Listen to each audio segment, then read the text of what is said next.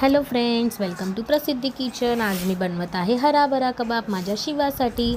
तर मी इथे bread crumb बनवून घेतला आहे. पालक आणि मटरला बॉईल केलं, नंतरला त्याला गाळून त्याचं पाणी काढून मिक्सरमध्ये ब्लेंड केलं त्याच्यानंतरला इथे घीमध्ये लसूण, अद्रक आणि गाजर घेतला आहे.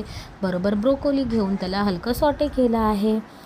सॉटे केल्यानंतर ते परातीत काढून त्याच्यामध्ये मिरची आणि पालक मटरला जे ग्राइंड केलेलं त्याच्यामध्ये थोडंसं पनीर ग्रेट करून टाकलं.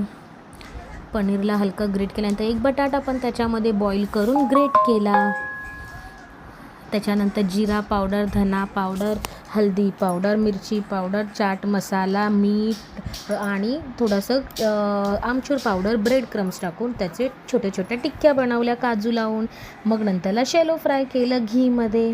कसं वाटलं तुम्हाला हराभरा कबाबची रेसिपी? नक्की ट्राय करा आणि कसं झालं सांगा. बाय.